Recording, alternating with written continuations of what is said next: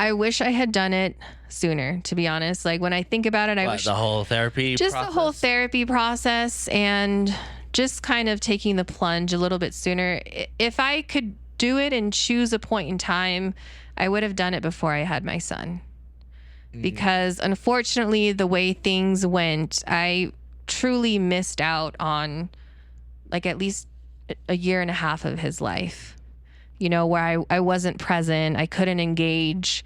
And then because of my work situation, I was constantly at work, and I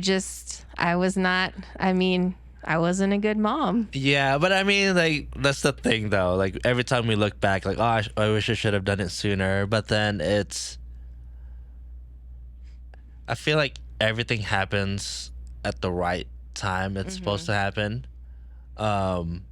Because you never would have known. Right. If you didn't experience that, if you didn't get to that point where you're just like, oh, shit, like, this is ruining my family's life because of my illnesses. Absolutely. And I actually had that thought the other day. What?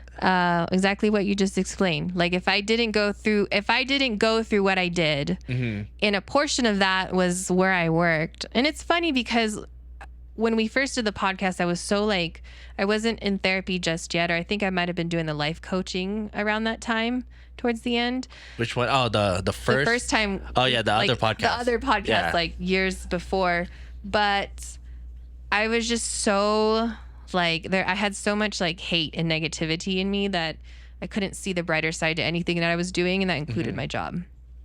And the truth is again, if I wasn't placed in that situation, that wouldn't have been my tipping point. And I don't know if I would have ever gone had it not gotten that severe. Yeah, because I think we all needed to have that breaking point, whatever it is. That's when you actually decide, all right, now it's time to change.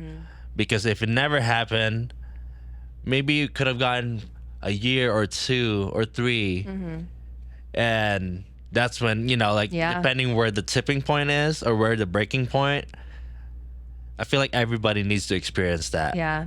And I think, though, too, the scary part, and I think that's why I'm not really saying I'm not mentioning I should have done it sooner for myself, because obviously I can't. Yeah. It's almost like I'm saying it for maybe somebody out in the audience, because, right, you don't want to get to that point. And the reason why I say you don't want to get to that point is because sometimes people don't survive. That's true. You know what I mean? Yeah. And there has been plenty of times where, it's just that split second. You know what I mean? And you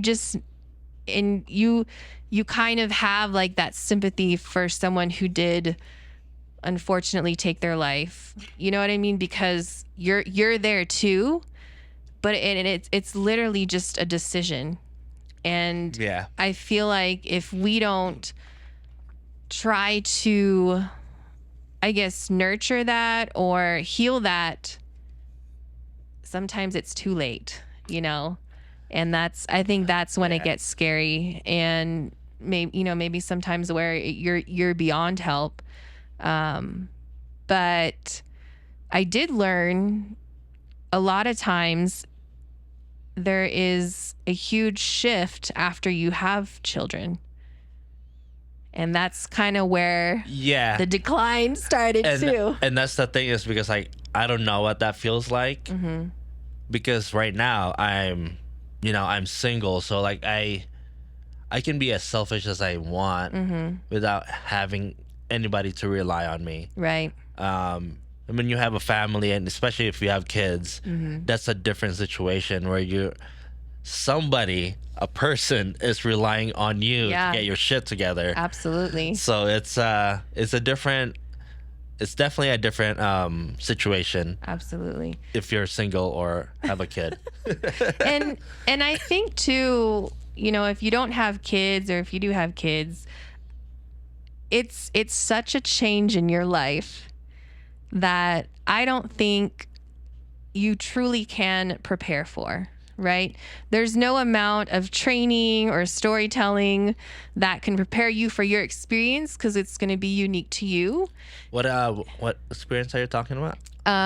Have kids. Like when you basically become a parent. You become a parent the minute you give birth, you know? Yeah. And I feel like if you are in a place where you already are, I guess, like unstable, imagine going from that freer or single version of you to the mom or the dad or the, you know, that's now sleep deprived or not getting the right nutrition. And then for women, you know, you go through such a hormonal change that, you know, postpartum depression is completely real. And it's also a very silent experience too. And so it's just, I mean, again, if I could make the decision sooner, if I could have made the decision sooner, I would have. And that's why I talk about therapy so much, because I'm like, it's not that bad. Like I know what people say, and it's not for everybody. And there's always going to be people that are against the idea of therapy or counseling or taking medication. But at the end of the day, nobody else's opinion should matter but how you truly feel for yourself.